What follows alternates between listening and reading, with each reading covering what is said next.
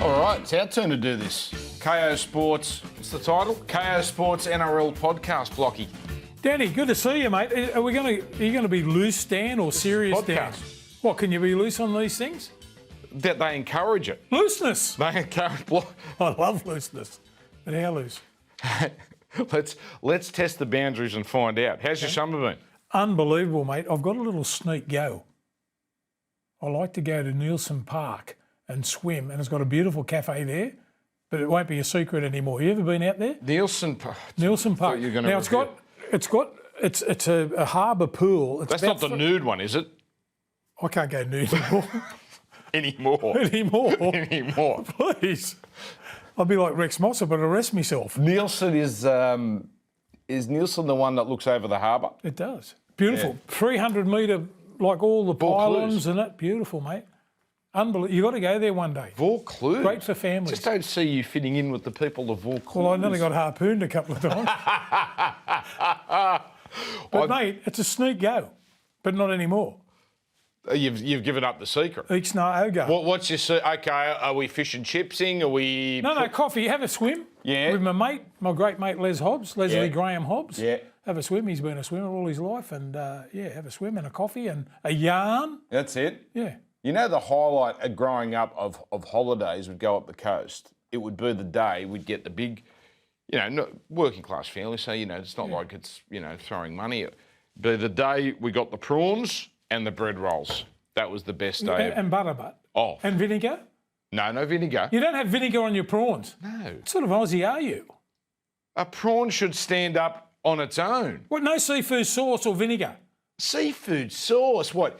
If you need seafood sauce, need it. You can have it, but if you need it or vinegar, it doesn't say much about your prawn. Prawn, butter, bread roll. Have you ever been prawning down the south coast? No. There's another thing you should do. You haven't lived, have you? You're too busy. I haven't nuded up on Nielsen Beach. And the cricket. I haven't nuded up on Nielsen Beach. It's... I wonder why it's not a nudist beach. I've got that horrible image of you being harpooned. I'm so scared of the white pointers, but... What? I think I saw... threw you off, didn't it? I think I've seen... Well, I knew we were going to be loose. We all get to the serious stuff. Well, what he's doing, Block, I know what you're doing. You're putting this off because we're going to have to talk about Tigers. We'll get there. Do we have to? I know we have to because it's a league podcast. I don't want to talk about them either. I'm sick of talking about them as well. I can't imagine what you're like. But I think I've seen the future. So I went away to the States, right? And I went to this place. Have you heard of this place called COSM? COSM? COSM, C-O-S-M. Have you heard of the Sphere in Las Vegas? Yes, I have. Okay. Yes, I have. So the Sphere is this big 18,000-seat arena with cylindrical dome. Can you say that word again? Cylindrical. What's that mean? Well, it's actually incorrect how I've said it, like a cylinder. Okay. But it's not a cylinder. It's spherical. It's all LED screen, and it makes you feel like...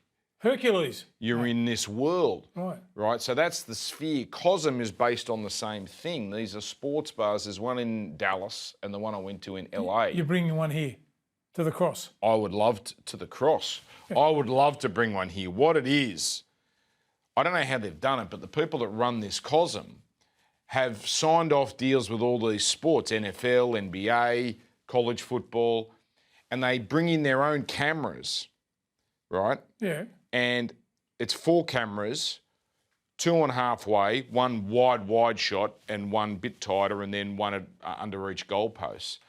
And the screen fills up the entire area. So when you walk into this arena, think of it like a giant IMAX. Yeah. You feel like you're in the stadium.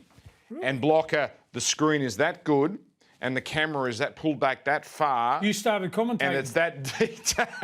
Did you? Blocker, the NRL should look at this, and they've got that new Gambaros. Well, they've turned it into the Beatson, right? Up at on Caxton. Yeah. Can you imagine if they had their own version of COSM, where you can go? Suncorp's a sell-out for State of Origin, but you go and get the full experience. Do you want Peter's number? Do you want to ring him? I've got it here. I'll let you give him that suggestion. He's got enough on his plate. I can't steal But Blocker, I can't believe I went into this joint. You paid a bit. It was like $100 and something to get in. But you feel like you are sitting on halfway. It was a Green Bay Packers, Philadelphia Eagles game. 0-0 after 3 quarters. I'm thinking I paid all this money to see no points after 3 quarters. But anyway, I think I saw the future.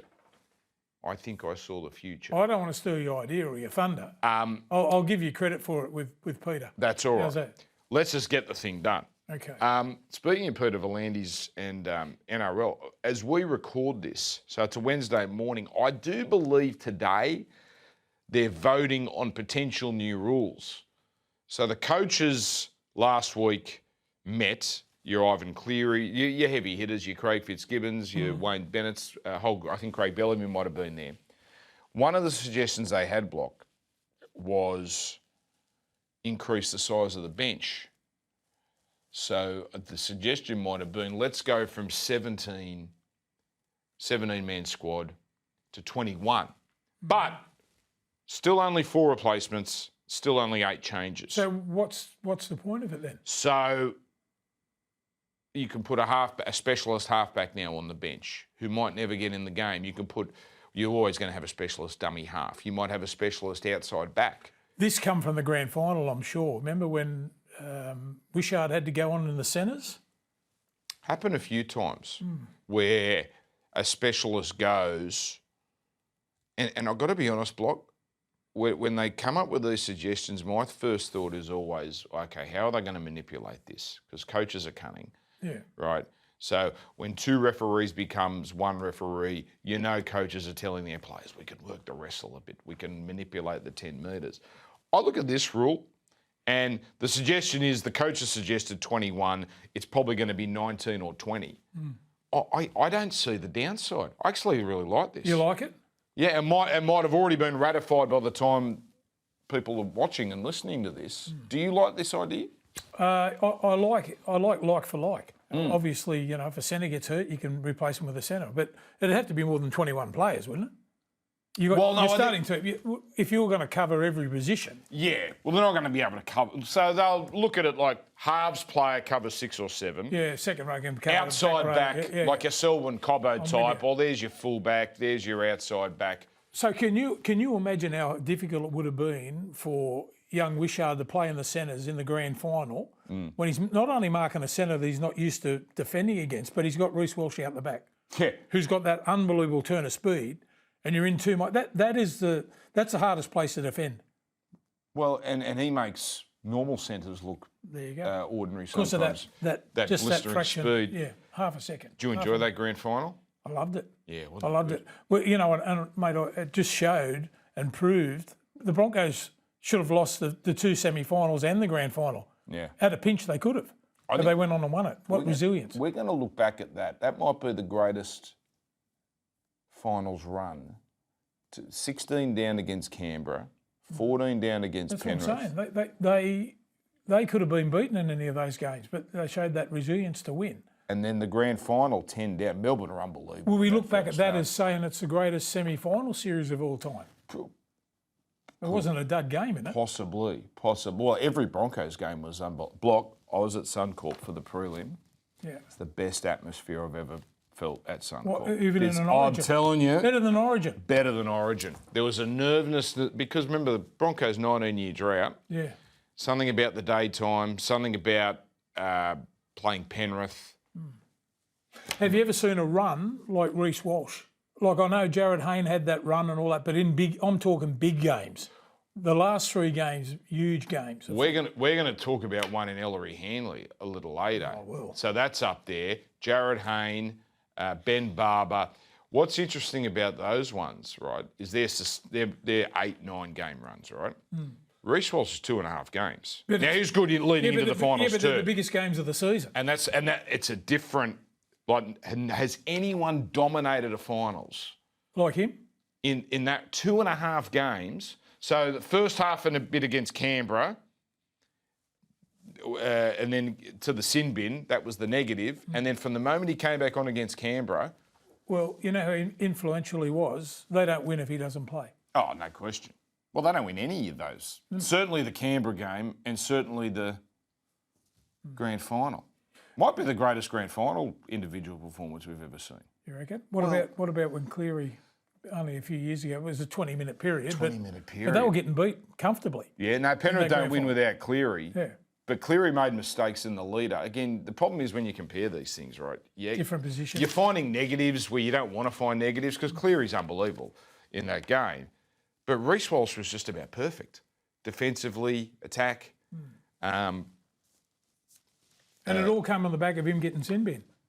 Remember when he come back and all of a sudden he just exploded? Yeah. That's it. It was almost like he felt, this is my fault we're in this hole. What a place to get a run on. Yeah. Right? You're going to go on a run, you want to do it in the big games. So we're signing off on the extra. Yes. Yeah. I like it. Used to in your era, you used to have in the finals, you'd see these massively long benches. They do it all year, mate. They would have, if you played reserve grade, you'd have 20 blokes on the bench. Yeah. And the coach, well, they used to do that. If someone got injured in that position, they would pick one of those guys that were playing that position in reserve grade. Yeah. Or even under 21s in those days when there were 3 grades on the day, some of the 21s would sit on the bench. Anyway. That's how they got their opportunity. Might be moot by the time people are seeing this, and we don't know if they're going to change the kickoff. I hope they don't. Yeah. No, mate, our game's collision. I go to see that. I want to see that first kickoff. Kick it to me. Oh, no. So, well, they might change that by the time we get to this on air, but the suggestion was, I think this is a Phil Gould idea from years ago, score a kick. I used to do that in the backyard. Score as kick. Yeah, I don't think it makes any difference. No, mate, if I'm on a roll and we've got the ball and we've had the ball for the last 20 minutes, good sides can hang on to the ball for 20 or 30 minutes. Yeah. Keep giving them the ball. I want to. So you don't want to change it? No, I don't want to change it. Okay. Keep giving me the ball if you're on a bit of a roll. I'm not sure what was broken about this rule. Well, what was the issue? Yeah, but are we doing it for the sake of change, just for the sake of it? The only thing I can see, like the 2-point field goal was a rule no one asked for. Turned out to be really good. Yeah. Right, and it has added a new dimension to the game, right? So teams down by 2 and they've always got that, they don't have to score a try at the end, they can boot a 2-point field goal. Right, so you got to say that even though it was a rule no one asked for, turned out to be haven't pretty seen good. it happen real often, but have we? No, but enough times like Latrell booting one. Cleary. Adam Reynolds, I think. Yeah, we've seen it. That's right. Cleary against the Dolphins. Yeah. Parramatta, he did it against. So you got to say, all right, that's added a new element, a new potential for excitement. I guess with the kickoff, the loser kicks, or winner kicks. So I'm already confused. If a team is down by 10 with a minute to go, they score. Yeah, they're saying they get the opportunity to win games if they're so close. So Score a kick. Well, score a kick. So if loser kicks in that, they boot it, and then the team that's down by 10 and now down by 4 or 6 has to go 90 metres, which is unlikely. Yes. At least in this situation, you get a chance. Short, the winner kicks, obviously going to go short. You're 50-50 to get the ball back. And if you're 50-50 to get the ball back, you're 50-50 to get the ball back on about the 40. So you're a much better... I don't know, mate. Is that... I feel like we're gibbering here a bit, Block, even by podcast standards. What? Gibbering? All right. That's why they got us in here. Let's get to the Tigers. I tried to hold off for as long as I can. Right. So since the last time people were in this studio, Shane Richardson's gone. So the independent board members had already been turfed. I want your emotions first about what's going on at your club. My emotions? Yeah. Mate, you know what? I'm almost run out of emotion. Do you know what I mean? Mate, I'm all of a sudden rat's ass about it, to tell you the honest truth. It's been going on for so long now, and nothing's going to change. I do believe, that the Holman Barnes group has 90% of the ownership. I don't know how they're going to. I don't know how they're going to change it. Now, all this stuff about marching and all that sort of stuff. I think it's good to see the people I feel for is Benji Marshall, the team, and the fans. Now, the fans marching is a great idea, but for what reason? If someone owns 90% of something, by you, mate, it's not going to make any difference. It's the same as the fans asking for some money back after they've got their membership and all that sort of stuff. Do you think the Barnes Holman group care about it? The thing that really gets me, Dan, and it gets me down a little bit, this would not be happening if Keith Barnes was running it. And they're using his name, the Barnes Holman group, and no one's ever said this. But I'm going to say it. He was like a father figure to all of us. He kept us all together. He was a wonderful mentor for us all. There was always harmony in the club. And, mate, none of this backfighting and infighting and getting rid of directors and getting rid of... Mate, I believe that they paid to get these independent directors in, a lot of money to get them in, and then they sacked them. I don't know what they want. Yeah, so they did that, 18 months ago, 2 years ago. And the suggestion is that Shane Richardson wanted complete autonomy, and he had too much autonomy. Well, mate, autonomy is autonomy, and they didn't like the way he was running the show. I've got a feeling... I've had my blues with Richo. Yeah. Right? But I'll tell you what, if sitting back and looking at it all now, he's done some good things for the Tigers, and now he's gone. I reckon one of them, I'm guessing, because I'm not a journalist, I don't sort of dig into this stuff. I reckon the funding he got for Leichhardt, which you're a part of, 100%. I reckon that pissed off the Holman Barnes. But he also got it for Campbelltown too. I understand that. But I think the Leichhardt factor, because remember, this is West Ashfield that runs this club. Yeah. I don't know how they feel about Leichhardt. See, a lot of misconception is the MacArthur group out west, right? West, they have hardly any running of our club. But a lot of people think that it's the West group, it's the Magpie. It's Ashfield, Ashfield. Do you know where Ashfield is? It's next to Leichhardt. Yeah. But it's West. But the people at West Ashfield, right? I don't know how many members they've got that can vote in their club. They're all poker machine players. No, hardly going to even follow the footy, I would say. Which would be common for a lot of clubs. So I went back and looked at the history because I thought, how did it get to this? How did we get to this point where Balmain's token? Well, mate, they're 10%. They sit in the corner and don't even get a vote. Well, it is the club's own doing in that Leagues Club at Rozelle closed. It was 2010. Yeah. Remember, it was always going to become a development site. That was going to become apartments. They could never get council approval. It was a problem. It just sat there. All of a sudden... Have you seen it lately? It's all dug out now. Yeah. A club's going back there. Took 15 years, though, to get something happening. Mate, I couldn't drive past it. I had to go around the other way. And in 15 years, they defaulted on all their debts. Yeah. So in 2014, a 5-person board they had to restructure the club because Balmain couldn't meet their end of the bargain. 5-person board, it was 3 NRL independents and 2 West Ashfield. So NRL essentially had the balance of power. 2 years later, Balmain can't pay the NRL the debts it owes them because the NRL got them out of a jam. Now that's when West Ashfield take over.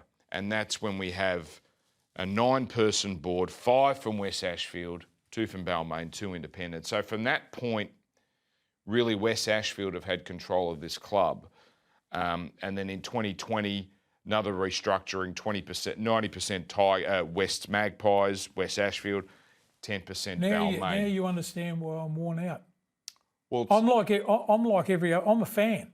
Mate, I feel for the players, I feel for Benji, I feel for the fans. Like I had this argument, and he won't mind me saying it, with Richo, right? Before they got the money, the funding and everything for Leichhardt Oval, I argued with him. I said, mate, you don't even know where Mary Street is. You don't even know that Laurie Nichols has a laneway named after him. And you're trying to get rid of 100 years of people, fathers, sons, grandsons, coming to the hill, walking down, doing the Balmain walk. You probably don't even know what the Leichhardt walk is. The heartbeat of the Tigers is never stronger than when there's a Leichhardt game. I'm not a fan 100%. Of Leichhardt to me, is an old vet. Twice is enough, right? But I tell you what, they're 2 bloody good days. But it's a great place, and I understand all the things about it that people complain about, the parking and da. But I also went there the last game and I stood out the back and was talking to people coming in. Yeah. Just seeing what the lay of the land is. Mate, people from Goulburn and Bathurst and with all their Tigers gear on, coming with their sons and their grandsons. Is the game all about, if it's changed now, well, leave me out. If it's all about money and sponsorship and all that, and it's not about the fans, leave me out. So I'm wondering what West Ashfield, their end game is. And you keep hearing they want to return to the Magpies. The problem is, right, made me think of... It's in the constitution with the NRL. I understand. That it has to be the Tigers. I understand. And I'm getting to this point. The thing it made me think of was North Sydney and Manly, because there's a lot of differences, but there's similarities, right? Has any of them ever worked? North Sydney were broke. Manly joined.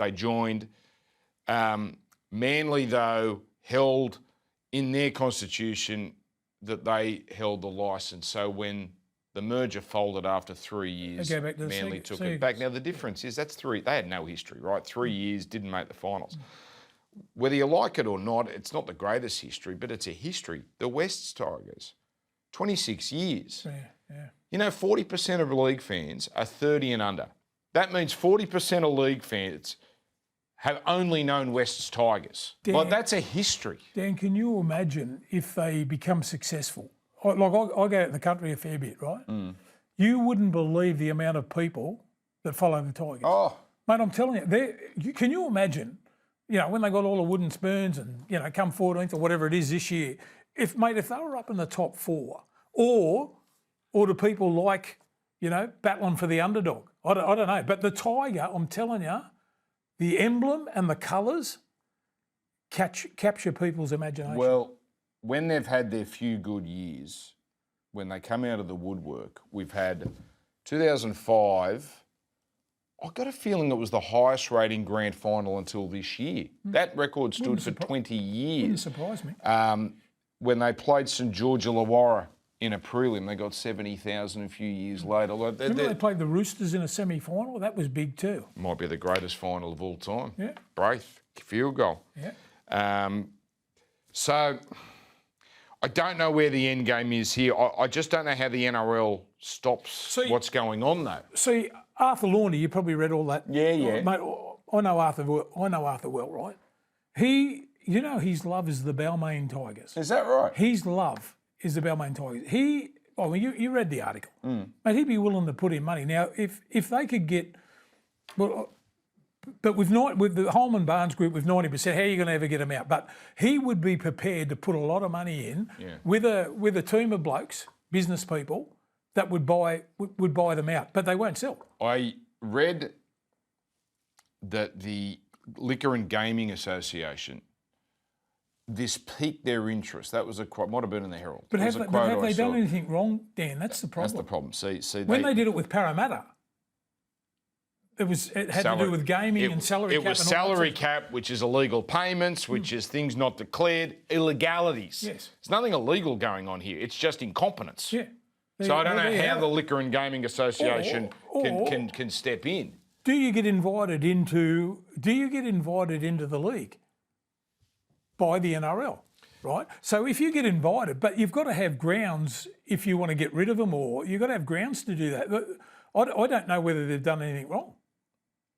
Yeah, incompetence is not enough. No, it's not. That's what I'm saying. So, but 90%. Look, if you own 90%, mate, does the league give you 18 million a year, right? And then you throw in your gate takings and your jerseys and your flags and all that sort of stuff, and your sponsorship, mate. You're running on big money a year. Well, for the first time, really, in rugby league's history, it's actually a profitable game for club owners. Normally, it's been club memberships that have owned clubs. Now that we have private ownership, West Ashfield not private, but that TV money is so big, it's actually so they're talking about valid business. They're talking about the march on Saturday, right?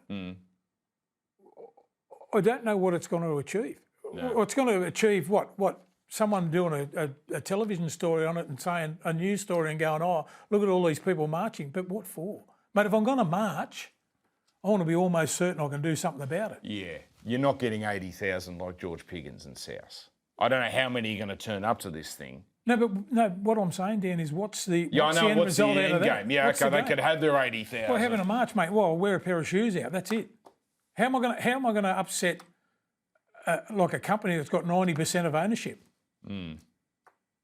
People power. I don't know. Look, people want to feel like they have some power to do something. I understand the idea. I'm with you. I don't think it's going to do anything, but I understand the idea. Well, I've got to do something.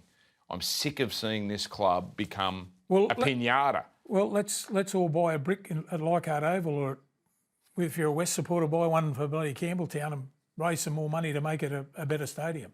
That would be something you could do. They're good plans, Blocker. The Leichhardt one, which you were instrumental in, the Campbelltown plan. I always thought, Richo, that was a furphy, that he wanted to move to big stadiums. Well, so he wanted to get the funding. So he put out silly demands that would. Well, the government ended up meeting those demands. Dan, Richo did a good job. Dan, have you ever been to Concord and had a look at their setup there? You know what? I've never been inside. Mate, you've got to go. Mate, it's unbelievable. It's fantastic. But what are they doing with it? How hard is it now with all this turmoil, right? You talk about, continuity and getting everything together and trying to be as one. Now, if I'm a player and someone says to me, after everything that's gone on now and before, if I'm a player and Benji comes to me and says, mate, I want you to come to the Tigers, are you serious? Yeah. How are they going to attract players in that now? All their best players, did you read the paper this morning? 7 of the best players are saying, because there was talk about Benji walking. If Benji walks, 7 of the best players said, we're going to walk too. Yeah, suggestion Holman Barnes have got their eyes on Brad Arthur as the next coach whenever Benji steps we know on the away. coach. They'll lose all their best players. Who's he going to coach? You can't buy players now as it is. Final thought on Richo. It might be a very convenient exit because there was some dark clouds hovering over his head too. Don't know what was going on there with that company that was about to be investigated. Gets a nice payout apparently, but it's sad what's happening with your club. Honestly, it's sad. It is. I mean, yeah, but mate, how many people are like me, mate? Mate, I love that club. I love what it was all about. Now it's nothing like it was. All right. When people let's do a bit of story time. We lighten it up. Lighten it up. When people talk to you about a particular game or a season, I bet it's the '89 grand final, right? That's what everyone brings up. Yeah. Aha. Yeah. Which I think criminally underrates the year before. Another year Balmain made the grand final. 88. Unbelievable year that never gets spoken about. So can we go through some of the things here, because there are things that need just a bit of discussion here. Because I think much like Canterbury in '95 and a few other seasons, just these incredible runs. So Gary Jack, Wayne Pearce, Benny, Paul Sirenen's coming into his own. You're all in your prime. Yep. It's a good team. You'd been making finals consistently. Warren Ryan becomes your coach. Yep. Well, now, I was doing some research. 3 days before he joins Balmain, he absolutely tears you blokes apart in the media. Says, you lack direction. Your forwards lack direction. This is Roch, Elias, Pearce, Sirenen. Fair team. And he hammers you. What was Warren Ryan like as a coach? I honestly thought I knew a bit about footy. Mate, I'd been playing 6 or 7 years in first grade. Mate, the bloke was a genius. Very abrupt and all that in his delivery, but just some of the things he'd say in video and all that sort of stuff that you watch and he'd pick up and stop and all that. My video was hardly in it before he came to the club. And mate, the things that he picked up and taught us about the game, about looking at defensive lines and working out, if a bloke turns in, you pass. If he turns out, you run. Like just stuff that you think that you would know as a first grade footy player. He was brilliant at picking up, how to win, what was needed to be done. I'll tell you the difference between coaches. Mate, I'm not going to name any here, but I'll just talk about coaches, right?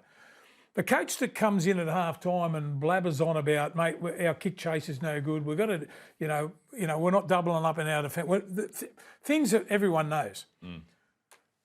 You come in at half time and it's six. You're getting beat 16-8, right? The great coaches can tell you how to win from 16-8. That was Warren Ryan. he would come in and, all that stuff of, just for the sake of talking.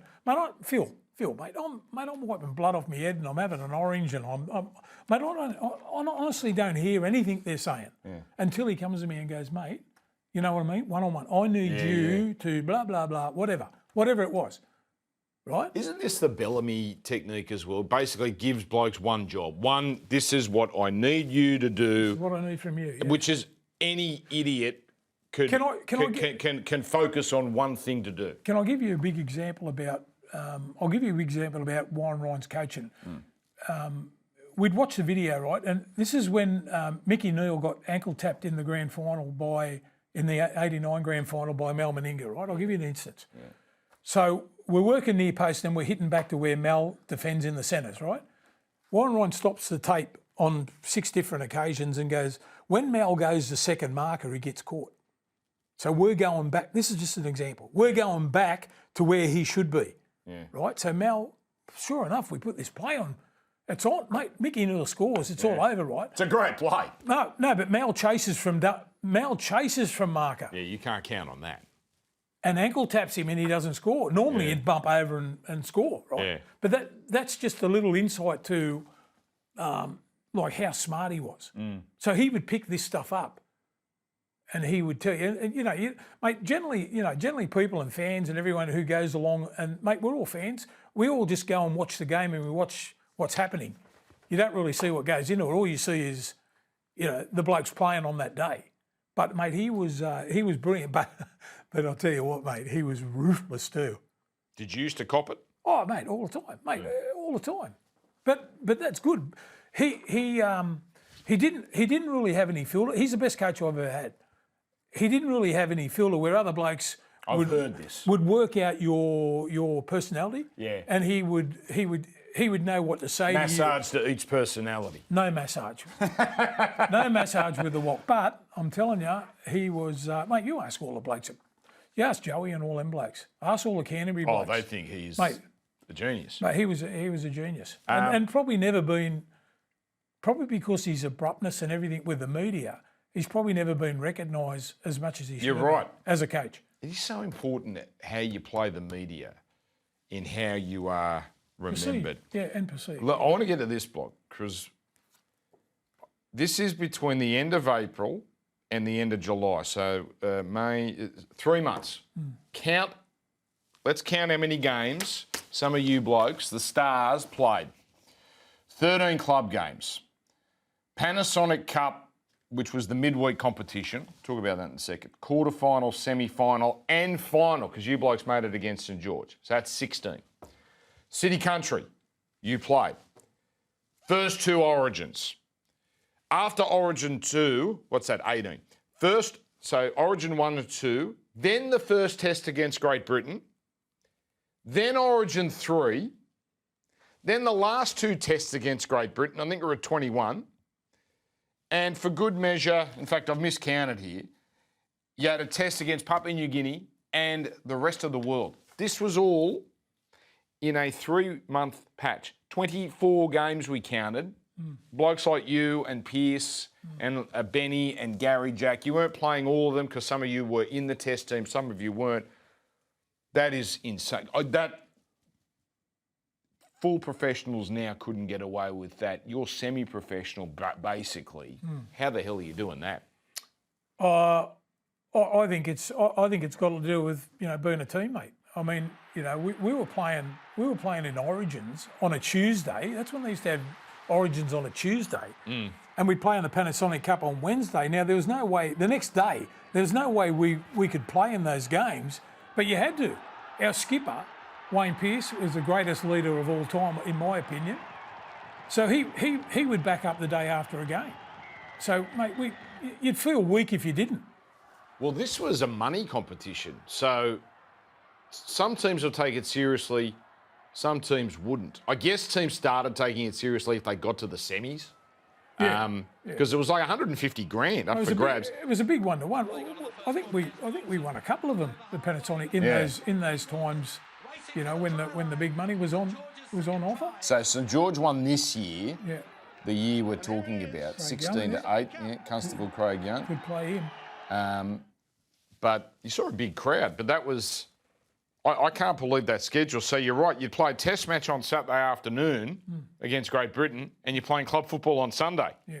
But the worst, that's insane. No, but the insane one was playing Origin on a Tuesday night in Queensland. Yeah. Travelling back down, then playing Amco Cup or Panasonic Cup on the Wednesday, a day after, an Origin. Now, I read in the research you had to quit your job. What were you doing? Do you remember what you were doing in 1988? Putting up the flag at Balmain Race Club?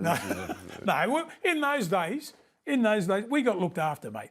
Yeah. We got, everyone says, oh, mate, semi-professional and all that sort of stuff. But, mate, Keith Barnes made sure we had good jobs.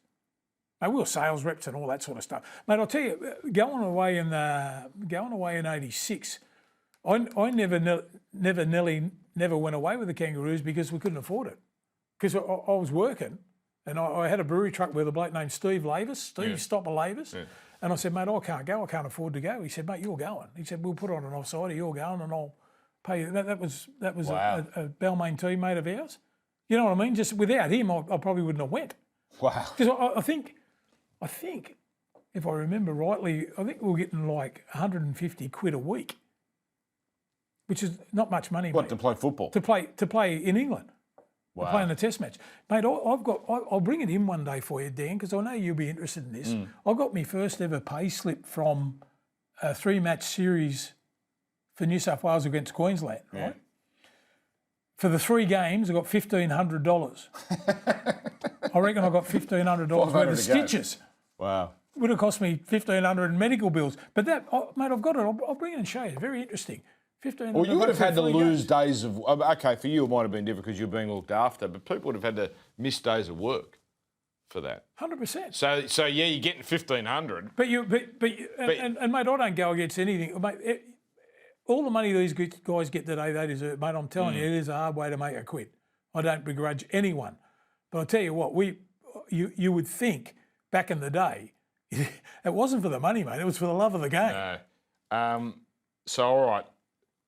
Balmain's going okay, but you're outside the top 5. Yep. Ellery Hanley joins. Give me a sense of what this bloke was all about. Ellery Hanley, the Pearl. He was in Great Britain's best player. He'd played pretty well in the Test series. He was actually seen as the best player in the world at that point.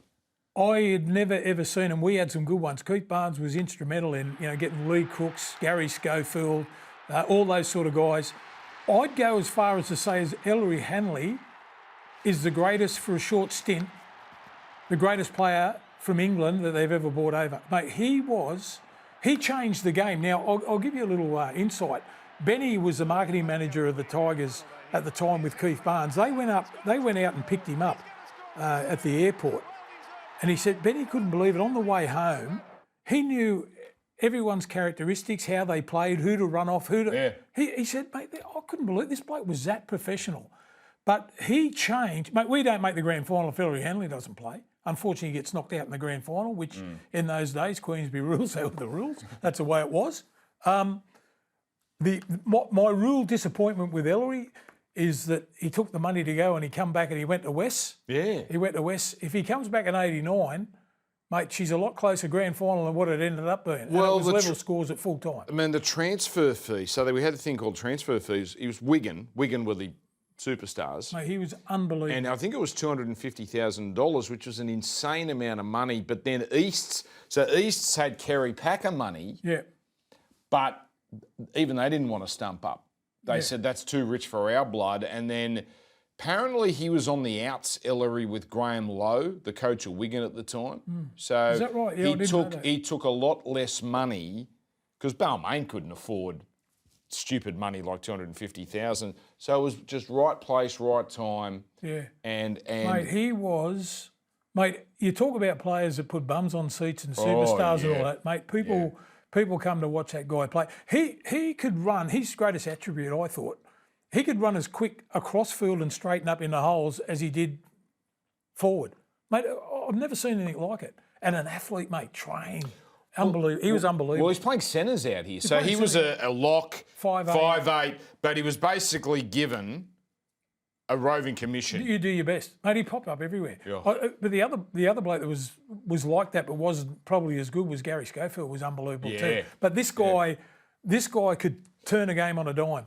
And mate, as I said, if it wasn't for him, we don't make the grand final. All right, let's get to the stuff I really wanted to get to here. Right. So he joins You Blokes Get Hot. You're in a 5th place playoff against Penrith. This is the old days for the young people. Well done to everyone who saw me do the button up. I mean, some people can pull off the extra button undone. No, I had to do it up, Block. For the audio people, you got no idea what I'm talking about. So the old days, as you all know, Block, but younger people don't. It wasn't on for and against. If there was a tie for 5th place, Top 5. there would be a playoff on a Tuesday or a Wednesday night. It was a Wednesday night, this one. At Parramatta Stadium. Penrith. You'd played them a couple of weeks before. It was a bit of a nasty game at Leichhardt. It was. But Balmain get on top here. Unfortunately, you don't see the game out, Block, because you get sent off. You and Matt Goodwin clash heads. And when I say clash heads, you head-butted each other. That wasn't the problem, though. Wooshka, that on Chris Mortimer. Oof. Jeez, I'll tell you what, you didn't miss, did you? Well, no, mate, you've got to have a look at it. The room for error here, you watch Wayne Pearce goes in and he falls, mate. You watch how far he falls down. Now, if he doesn't fall down, I'll hit him in the chest. Fair, come on, be fair. Well, listen, back in the day, that was, well, fine. But he's KO'd, and he was one of the toughest buggers going around, Chris Mortimer. MG tells a story once. He took a screw out of his hand. Took a screw out of his hand before a great mate of mine too, Louis. Yeah. But you've concussed him pretty badly. Oh, mate. They sight, this is in the days where the opposition could sight you. You get cited. Yeah. 4-week suspension. Exactly the amount of time to the grand final. Can you believe that, Dan? 4-week What a suspension. Right. This is where it gets fun.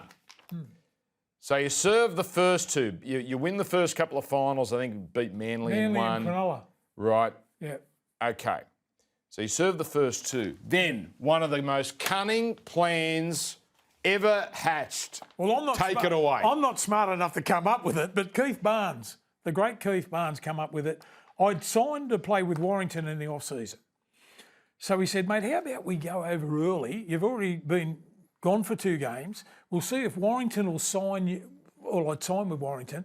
We'll see if Warrington will pick you in the A team. So that was a reserve grade. Pick you in the A team, and then the next week pick you in the first grade side. So there's 4 weeks. So you've done the 4 weeks. A week out from the grand final, we'll fly you home, and you can play in the grand final. So Great plan. So you fly. Warren Ryan doesn't even know about this plan. No, it was put together by Keith. The only people that knew Keith, the chairman, because he had to pay for it. He had to sign the check. And I went cattle class too. It's a big unit like it. Big. Oh dear. So this idea. It's pretty smart. Balmain plays Cronulla in the prelim on the same weekend. Warrington plays St Helens. League blows up. Tries to fight it. Can't beat you. You've got them on a technicality. Balmain wins, so you're in the grand final. But then there's a problem. Then they finally come through and they say, sorry, you can't pull this stunt off because, you can serve the Warrington game, but you can't serve the Balmain game because you weren't here for the Balmain game. That's right. They found a way. So you're screwed. Now you're stuck in the north of England. Yeah, freezing.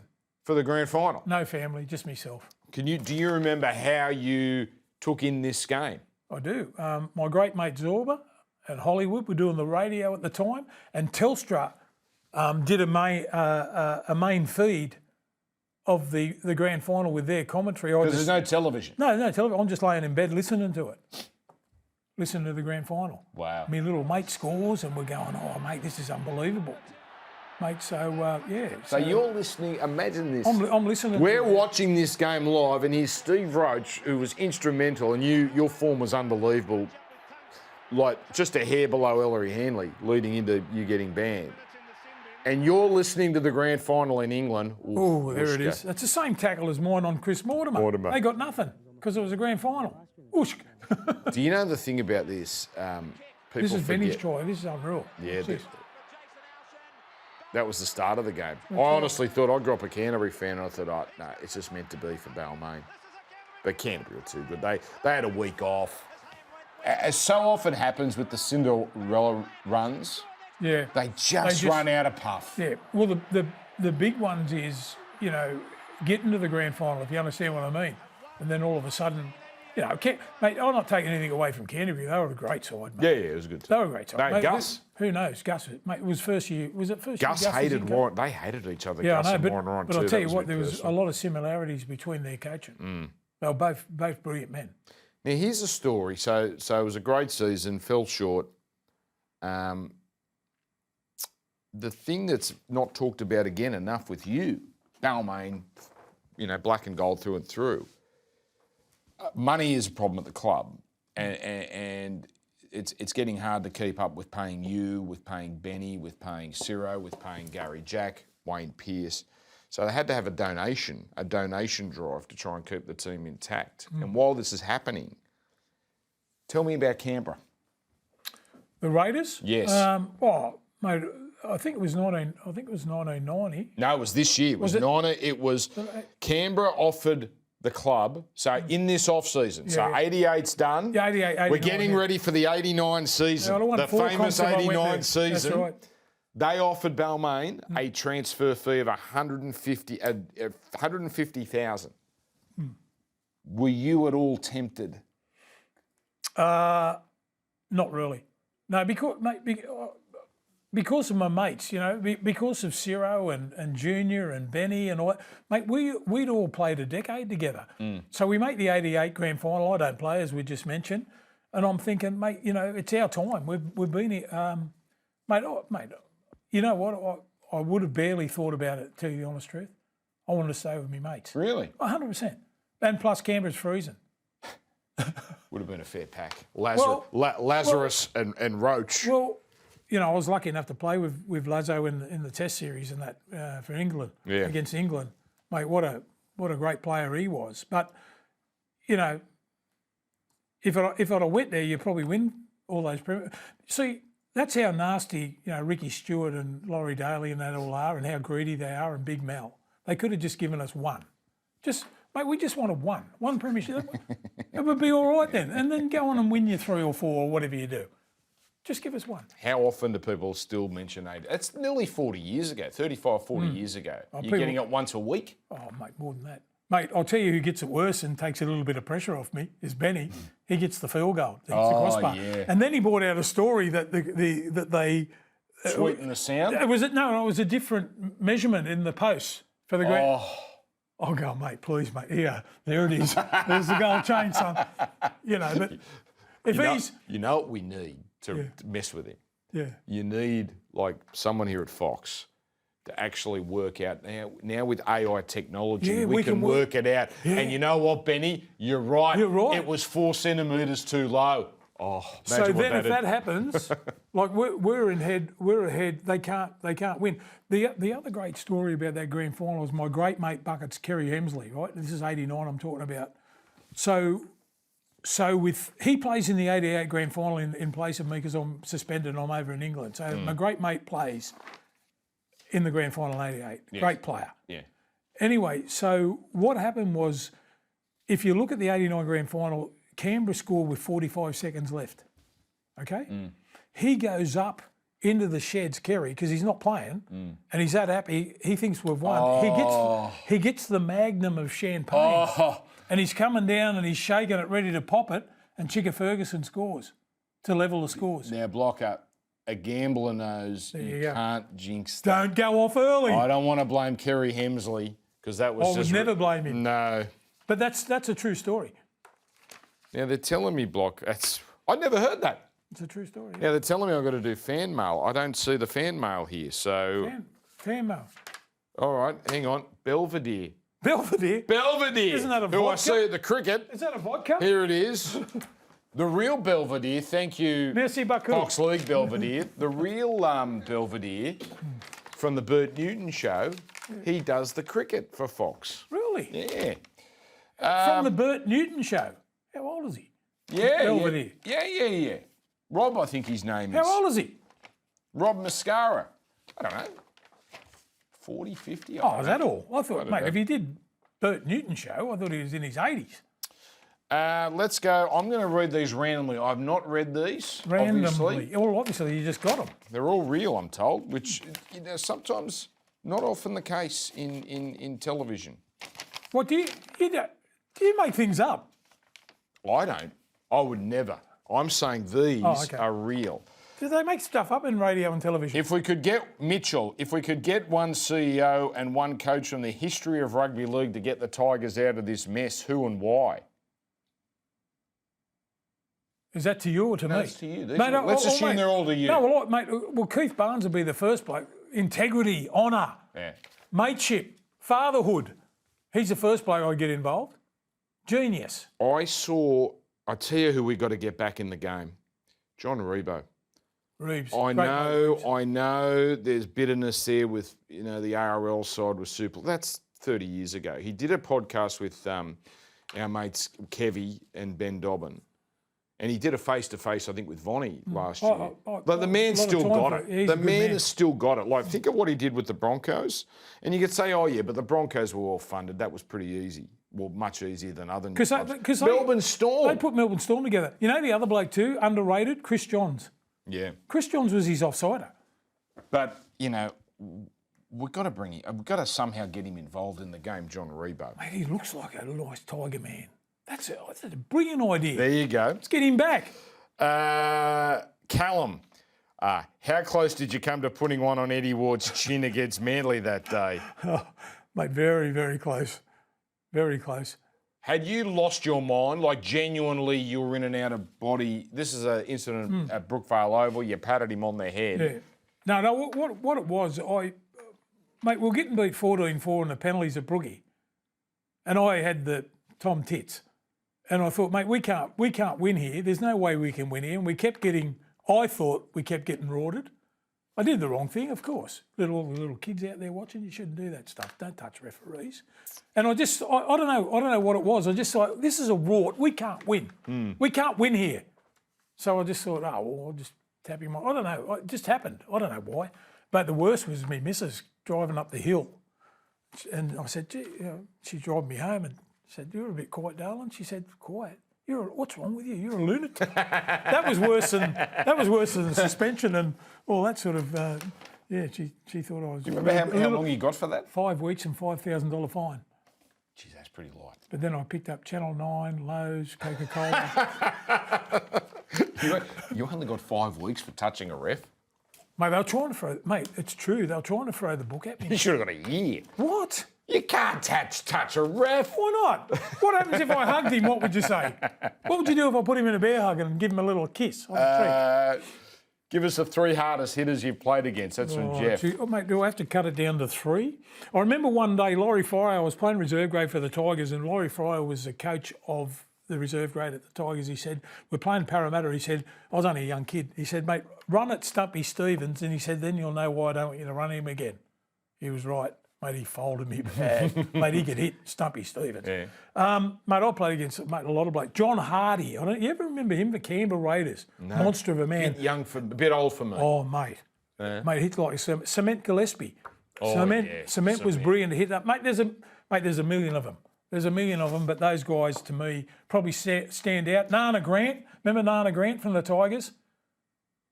David Grant, he could hit. Oh, yes. He's the biggest man I've ever seen in my life. I never heard Nana. Nana. You know how he got his nickname? Because when you're on the goal line and it's a tough run to take the ball up, and Neil Whittaker would say to him, hey, Nana, it's your run. He'd go, no. Only come alive down the other end of the field. I'll give you a rap. You're one of the few blokes who could go toe-to-toe with Les Davidson. No, get in early, mate. Yeah, but you could at least, you're in the mix. Well. You're in the mix. Right. I'm not saying you got it over him, but you held your own. They were the Queensbury rules. And mate, you got to remember, Dan, I played against Dallas Donnelly and Les Boyd and all them blokes. That was, I'll come in the edge of lunacy and almost, being paid for violence, those guys.